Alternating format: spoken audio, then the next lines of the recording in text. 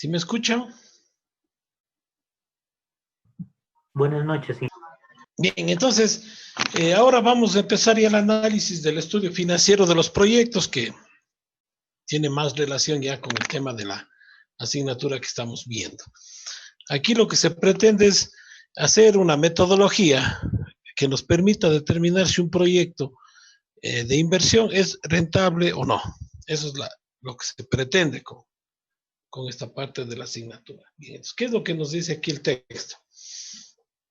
Luego de realizados los estudios previos, es decir, el estudio de mercado, el estudio técnico, jurídico, institucional, etcétera, etcétera, todos los estudios que haya que hacer para crear la empresa en la que queremos invertir, se propone un modelo financiero que, partiendo de un formato de entrada de datos básicos y específicos para cada proyecto, se concluye en flujos netos de caja que permiten analizar la conveniencia o inconveniencia de una propuesta, ya sea el punto de vista privado o desde la órbita económica social, es decir, para inversiones públicas. Ustedes recordarán al inicio de la asignatura, vimos lo que son los flujos netos de caja, ¿no es cierto? Son ingresos y egresos que vamos a tener de dinero a lo largo del tiempo. ¿Por qué se da esto? Porque nosotros vamos a hacer una inversión inicial y luego en los siguientes años vamos a tener unos gastos para producir los bienes y servicios que queremos vender, pero vamos a tener ingresos producto de las ventas, ¿no es cierto? Y eso vamos a tener cada año. Entonces, a ese movimiento de dinero se le llaman los flujos de caja. Entonces, vamos a tener por los próximos años unos flujos de caja. Y luego tenemos que ver si esos flujos de caja que vamos a recibir compensan la inversión que vamos a hacer ahora. Entonces, de eso se trata el estudio financiero. Entonces, vamos a ver cuáles son los componentes, qué aspectos nomás tenemos que considerar para hacer estos flujos de caja. En el estudio financiero se pretende determinar el monto de los recursos económicos necesarios para la ejecución del proyecto, el costo total de operación de la planta, que abarca los costos de producción, gastos administrativos y ventas, así como una serie de indicadores que servirán como base para la siguiente fase, que es la evaluación. ¿Sí? Entonces, esos son los gastos que vamos a tener que ir considerando. El horizonte del proyecto tiene 3 etapas perfectamente delineadas.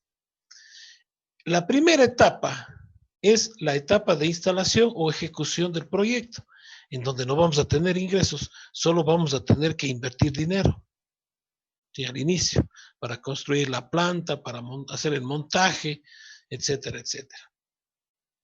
La segunda etapa es la etapa de operación o de funcionamiento, ¿no es cierto? Cuando ya arrancamos con el trabajo en nuestra empresa y vamos a estar produciendo los productos y servicios que vamos a poner a la venta y obviamente, claro, vendiéndoles. Entonces, esta es la etapa de operación o de funcionamiento, en la cual se generan los costos y se producen los ingresos propios de la venta de los productos o de la prestación de los servicios. Y la tercera etapa, en la cual se supone que el proyecto termina su actividad regular, ¿sí? Entonces, en esta etapa, en cambio, nosotros procedemos a la liquidación de la planta. Sí, o sea, ya cerramos las puertas y liquidamos la empresa que hemos creado. Ahora, cuando se produce este proceso de liquidación, también podemos nosotros vender los bienes que teníamos. Por ejemplo, podemos vender las propiedades, podemos vender los edificios que construimos, podemos vender la maquinaria y al final entonces también se tiene un ingreso económico, o sea, no es pérdida. Entonces, todo eso hay que tener visión, ¿no? Hay personas que, por ejemplo, liquidan las empresas y dejan abandonada ahí las instalaciones, uno se ve que eso está ahí deteriorándose.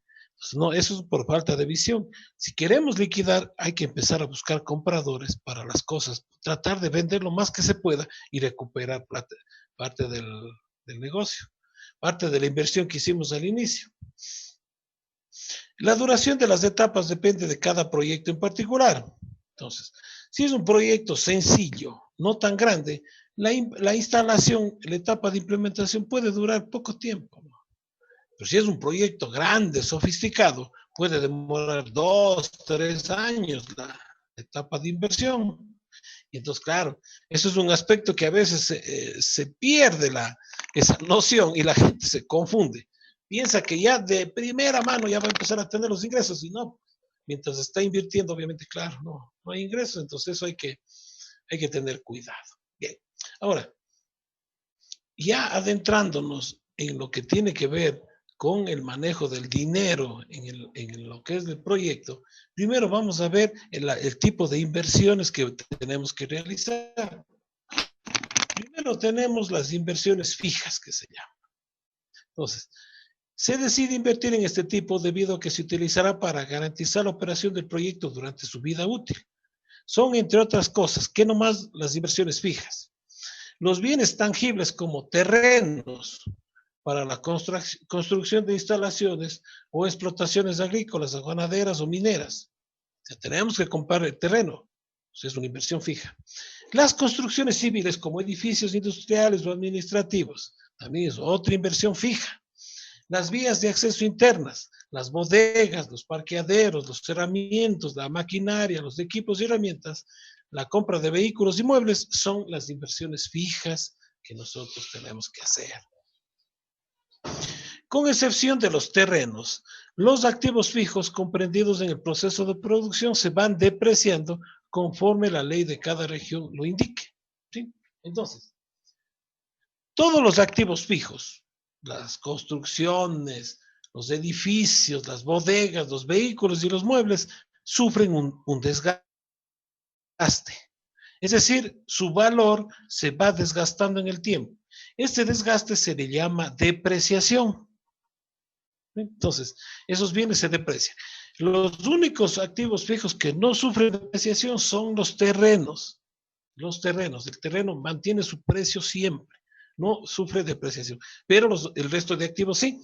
Ya vamos a ver luego, ¿no? Las próximas semanas, cómo se calcula la depreciación. Existen diferentes métodos para calcular la depreciación de los activos fijos. Bien, ¿alguna pregunta hasta ahí?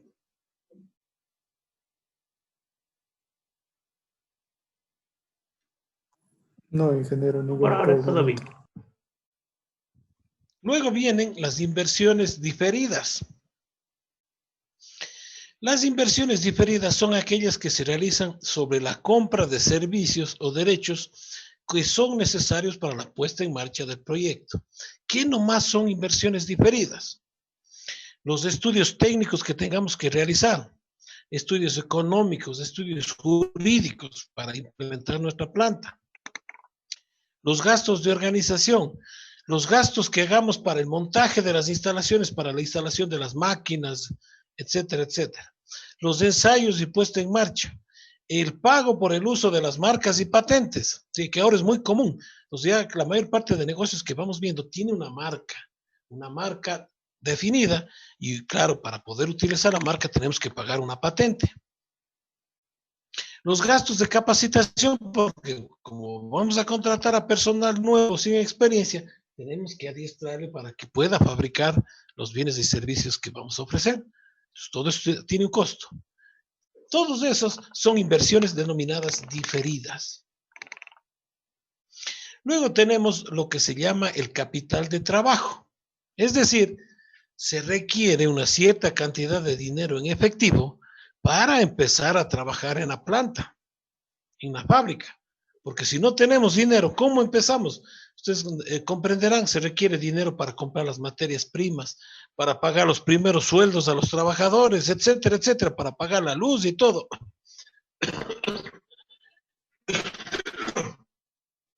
Porque las ventas de los productos no es inmediata.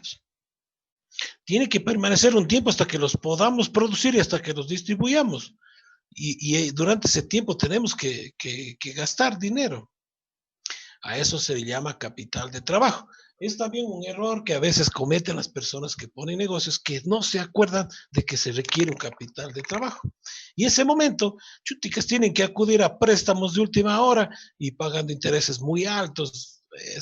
Ahí mismo ya saben empezar a complicarse, pobres. Entonces ustedes, como estamos estudiando esta materia, ya tienen que considerar eso. El capital de trabajo es indispensable para empezar un negocio. La inversión en capital de trabajo corresponde al conjunto de recursos necesarios, sobre todo en la etapa inicial del proyecto, en forma de activos corrientes, es decir, de dinero. Para la operación normal del proyecto, esto es, el proceso que se inicia con el primer desembolso para cancelar los insumos, o sea, por la materia prima, y finaliza cuando los insumos transformados en productos terminados son vendidos y el monto de la venta recaudado y disponible para cancelar la compra de nuevos insumos, ¿sí? Entonces, se necesita un capital de trabajo para arrancar. Es como el motor de arranque de un vehículo. Y entonces luego, ya cuando se producen las primeras ventas, entonces ya tenemos ingreso y con eso vamos comprando los nuevos insumos, vamos pagando los sueldos y ya empieza a funcionar la empresa. El capital de trabajo nosotros lo invertimos al inicio. Al final, cuando ya paralizamos la producción, cuando ya cerramos nuestro negocio, podemos recuperar ese capital de trabajo porque se tiene la última venta, y como ya no se tiene que comprar nuevos insumos, entonces ahí ese dinero regresa a los dueños. ¿Sí? El capital neto de trabajo, también denominado fondo de maniobra, es la diferencia entre el activo circulante y el pasivo circulante. ¿Sí? Entonces, ahí está una fórmula que dice capital neto de trabajo, CNT, es igual al activo circulante menos el pasivo circulante. ¿Sí? Entonces, aquí los activos circulantes van a ser el dinero en efectivo, las cuentas por cobrar, etcétera, etcétera. Y el pasivo circulante serán las cuentas por pagar, las facturas que nos pasarán para pagar la materia prima, etcétera, etcétera. Pues todo eso ya lo vamos a ir viendo en detalle con un ejemplo luego de cómo calcular ese capital neto de trabajo. El capital neto de trabajo debe ser positivo, ya que en el caso de ser negativo significaría que el activo circulante es menor que el pasivo corriente o circulante, indicando falta de solvencia para cubrir las obligaciones en el corto plazo. ¿Sí? Entonces ustedes, cuando tengan su negocio, yo les recomiendo, les pido por favor, que hagan siempre el cálculo del capital neto de trabajo. Ya vamos a ver luego cómo calcularlo. Si empieza a ser negativo, significa que el negocio ya no está siendo favorable, ya no es rentable. Y entonces ahí toca tomar medidas. ¿Sí? Si uno se descuida y no se da cuenta que el capital neto de trabajo está siendo negativo, chúticas, después ya está endeudadísimo y ya es difícil pagar. Les cuento, yo trabajo en la empresa eléctrica. En la empresa eléctrica, cuando yo estuve fuera estudiando unos años, cuando regresé a laborar en el año 2014, la empresa tenía este problema que el capital neto de trabajo era negativo. Y nadie se había dado cuenta, a pesar de que tenemos una gerencia financiera, a pesar de que hay un montón de empleados y todo que manejan el área financiera, un contador general, todo eso, nadie se había dado cuenta que el capital neto de trabajo era negativo. ¿Sí? Es decir, nuestro activo circulante era menor a nuestro pasivo circulante. Es decir, teníamos más deudas por pagar que las deudas por cobrar. ¿Sí? Y entonces, claro, empezó a tener la empresa problemas ya para pagar a los proveedores y todo, que ya no le alcanza la plata. Entonces, yo como trabajo en la gerencia de planificación, a mí me toca hacer estos estudios. Yo logré tomar unas acciones, y hicimos, pero no es, eso demora a veces. Por ejemplo, en una empresa tan grande como la nuestra, eso nos tomó más o menos unos 6 meses hasta corregir este problema y hacer que el capital neto de trabajo sea positivo. Este rato tenemos capital neto positivo y la empresa funciona bien. ¿Sí? Uno de los primeros síntomas es cuando ya empieza a escasear el dinero para pagar a los proveedores. Y uno queda debiendo y dice, chuta, yo le pago después, y ahí empiezan los cheques sobregirados. Bueno, ya es un problema. Entonces, eso tendrán mucho cuidado ustedes, ¿no? Bien, hasta ahí como una introducción de estos 3 temas de los activos. Luego tenemos que ver el cálculo de los costos, ¿sí? De los costos. Primero vimos ya las inversiones, que son 3, ¿no es cierto? Inversiones fijas, inversiones diferidas y el capital de trabajo. En todas las 3 tenemos que tener dinero, hay que poner plata. ¿Sí? Luego vienen los costos de producción del proyecto. Otra vez hay que estar poniendo dinero para afrontar los gastos, los costos. Bien, La determinación de los costos surge como concepto lógica y fundamental del estudio técnico, puesto que este permitirá estimar y distribuir los costos del proyecto en términos totales y unitarios. Es decir, se calcula la cantidad de recursos monetarios que exige el proyecto en su vida útil, ¿sí? Para operar, para funcionar. Entonces, ¿qué nomás comprende estos costos? Los costos de producción, es decir, cuánto dinero tenemos que utilizar para producir. Los costos de administración, porque tenemos que contratar empleados. Los costos de venta, porque debemos tener personas que distribuyan nuestro producto. Y finalmente, los costos de financiamiento. ¿Qué son los costos de financiamiento? Son los gastos en los que incurrimos porque al principio no se tiene todo el capital para invertir y entonces ahí toca hacer un préstamo, hay que ir a la banca y hay que decir, quiero un préstamo para tantos años y entonces a nosotros nos cobrarán unos intereses que son los costos financieros.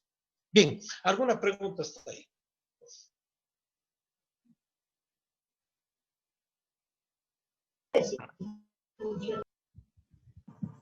Todo bien. Bien.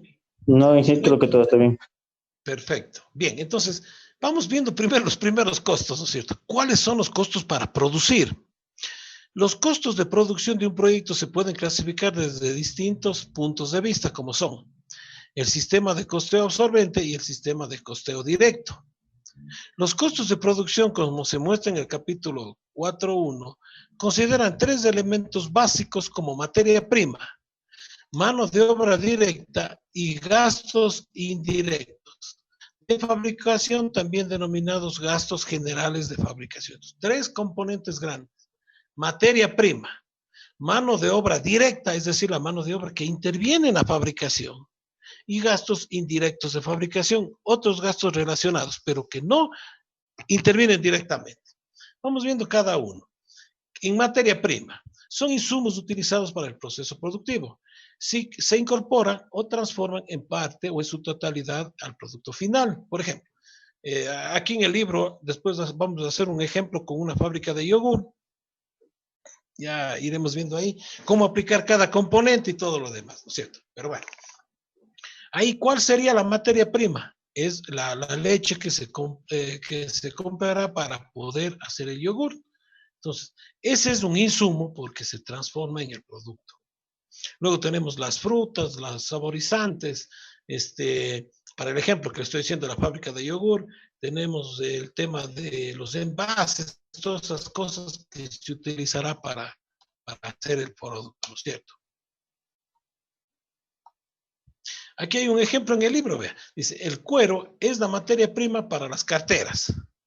En la determinación del costo materia prima se debe tomar en cuenta las cantidades establecidas para la producción y su costo unitario. Entonces, debemos saber cuánto de materia prima tenemos que comprar, a qué precio unitario pagaríamos por esa materia prima y tendríamos el costo total, ¿no es cierto?, de materia prima. Muy bien.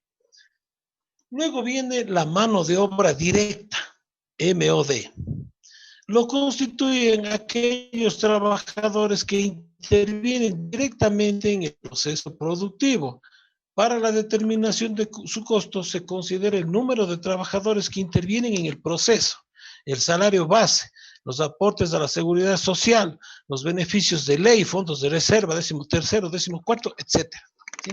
De las personas, pero que fabrican, que intervienen directamente. Por ejemplo, en el caso del ejemplo de la fábrica de carteras, los artesanos que los fabrican. Esa es la mano de obra directa. Ahora, aquí ustedes tienen que considerar los sueldos más todos los beneficios de ley. ¿Sí? También les doy una recomendación en esto. Verán. Hay personas que invierten, que ponen un negocio, pero a los trabajadores no les pagan los beneficios de ley. Ese es un error tremendo. Eso no es recomendable.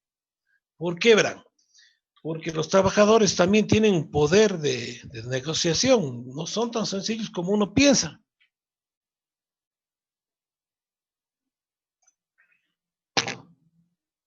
Nosotros como dueños podemos querernos pasar de listos,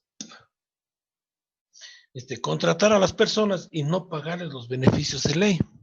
Entonces, inicialmente parecería que tenemos un beneficio, porque nos ahorramos los beneficios de ley, porque sí es importante. Por ejemplo, el 13º, el 14º, es un sueldo más que hay que pagar en el año, los aportes al seguro, etcétera, etcétera. Ahora, ¿qué es lo que pasa? Que rato menos pensado nos demandan. Y nos pueden estar hasta quitando nuestra empresa. ¿Sí? Entonces, hay que tener cuidado.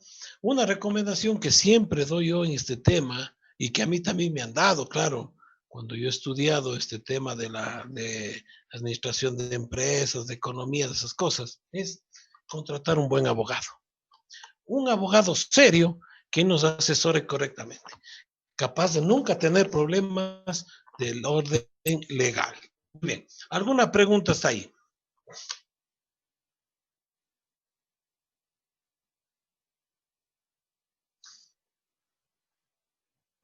No, ingeniero.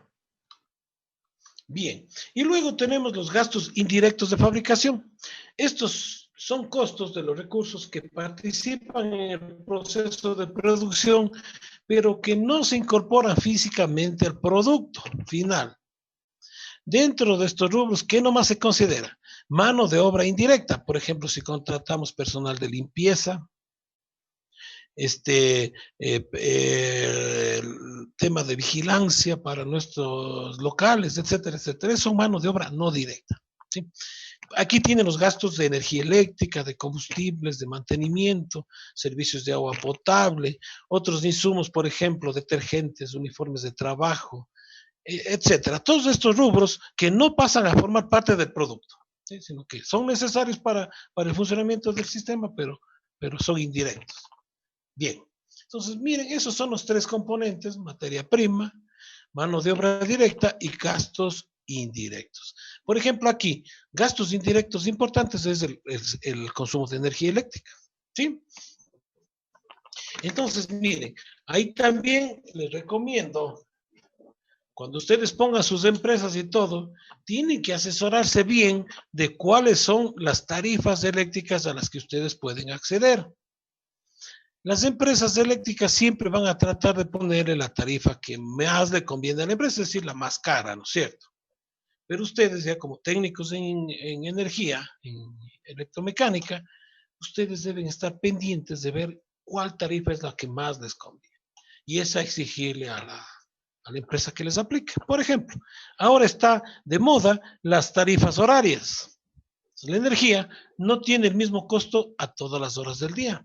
Hay horas en las que cuesta menos. ¿Sí? Entonces ustedes pueden hacer un estudio, determinar la curva de carga que va a tener su planta, su fábrica, y ver si es conveniente acceder a una tarifa horaria. Y con eso van a tener ahorro de dinero. Bien, ¿alguna pregunta?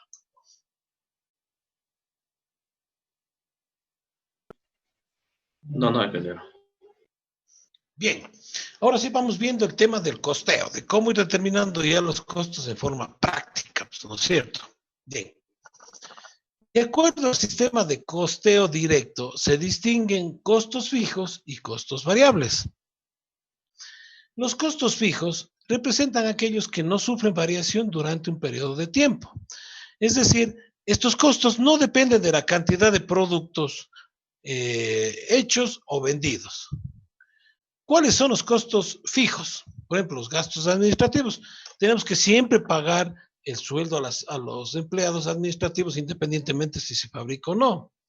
Tenemos los costos financieros, igual los intereses nos van a cobrar siempre. La depreciación de las instalaciones es otro costo fijo.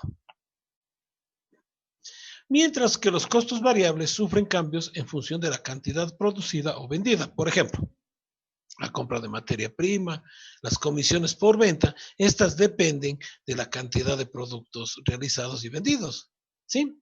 Entonces, los costos fijos permanecen inamovibles durante todo el tiempo. Los costos variables suben o bajan en función de la cantidad que produzcamos, ¿sí?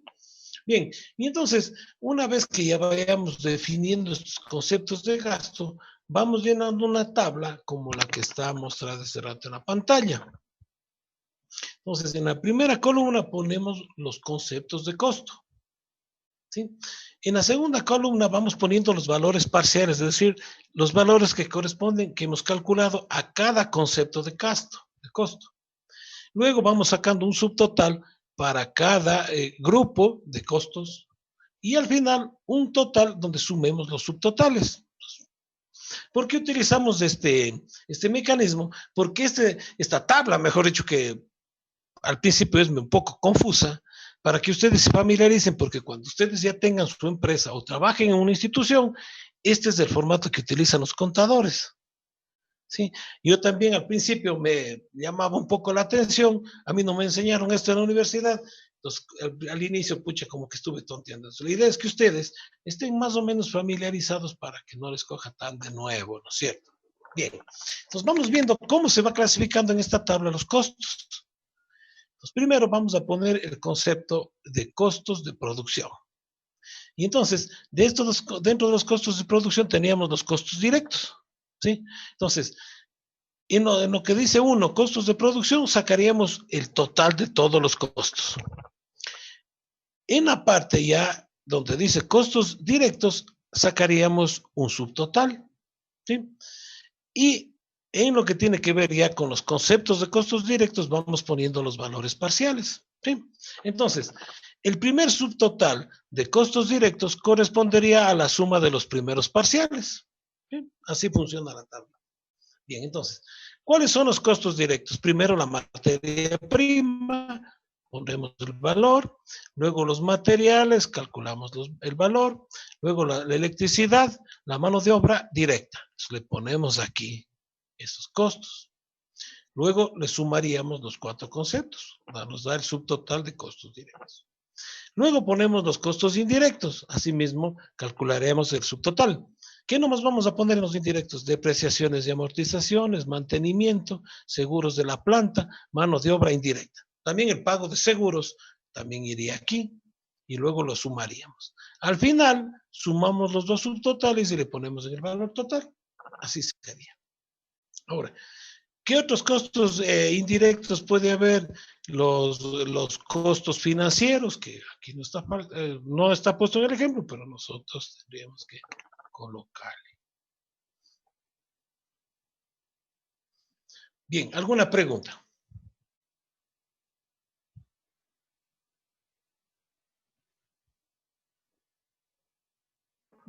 No, ingeniero. Muy bien. Luego tenemos que ver los gastos de operación. Entonces, toda empresa tiene gastos de operación.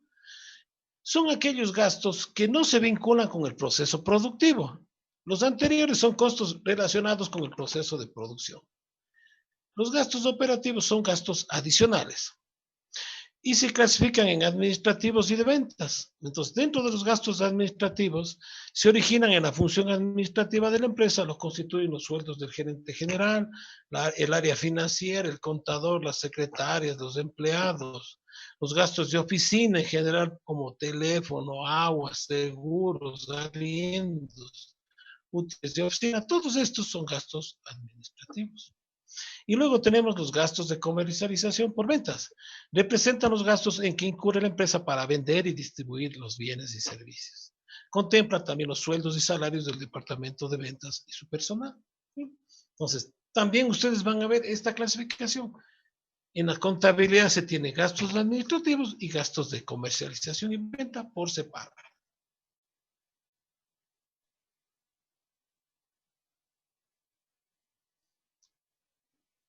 Muy bien.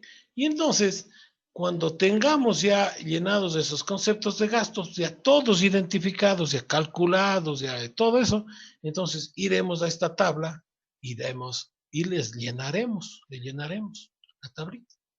Entonces, miren, tenemos los costos de producción, entonces aquí sacaríamos el total de costos de producción. De donde tenemos los costos directos con su subtotal, materias primas, materiales de electricidad, mano de obra directa, lo que vimos hace un rato. Luego los costos indirectos, también con sus conceptos, les sumamos los dos y obtenemos el total de costos de producción. Luego ponemos los costos administrativos con su total y en subtotales, ¿qué teníamos primero? Los gastos de administración. ¿Qué contabilizamos en los gastos de administración? Sueldos y salarios, útiles de aseo, papelería, servicios básicos, alquileres, seguros, gastos de organización y otros gastos. Y aquí obtenemos ese subtotal, sumando. Luego tenemos los costos de ventas, el tercer concepto, sí mismo con su total. ¿Qué nomás tenemos? Gastos de ventas, con su subtotal. En gastos de ventas, ¿qué nomás? Sueldos y salarios de los vendedores, comisiones a vendedores, porque a veces se les paga una comisión, se le paga un porcentaje para que sea atractivo, porque sin eso no hace el mínimo esfuerzo por vender, ya solo cobra su sueldo básico y se acabó. Entonces, para que vendan más, se le paga esa comisión. Útiles. Por eso es que los vendedores son tan insistentes. Si se han visto ustedes, que están ahí mismo y llaman por teléfono y le visitan en la casa, es porque ellos ganan en función de la cantidad vendida. Tenemos útiles de aseo, útiles de oficina, papelería, servicios básicos, todos estos relacionados, pero con las ventas. Y luego tenemos los gastos financieros.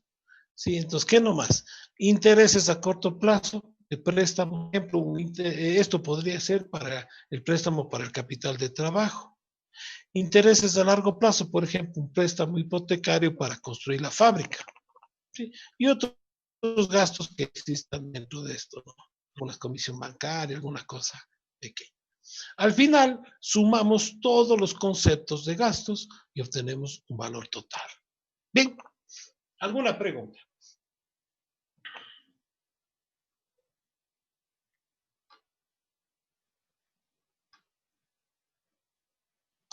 Bien, si no tenemos preguntas, dejaríamos ahí, hasta ahí por esta clase.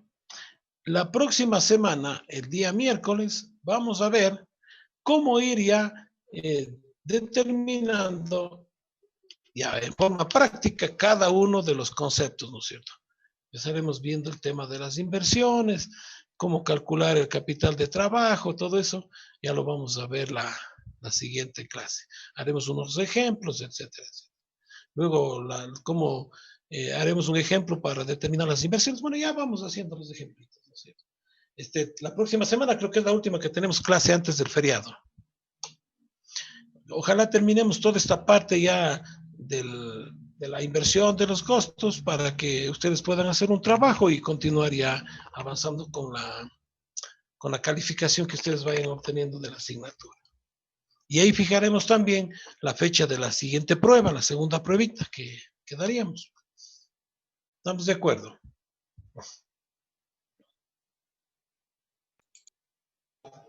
Sí, sí, ingeniero. Perfecto. Sí, ingeniero. Listo, entonces. Estamos conversando. Chao. Ingeniero, gracias.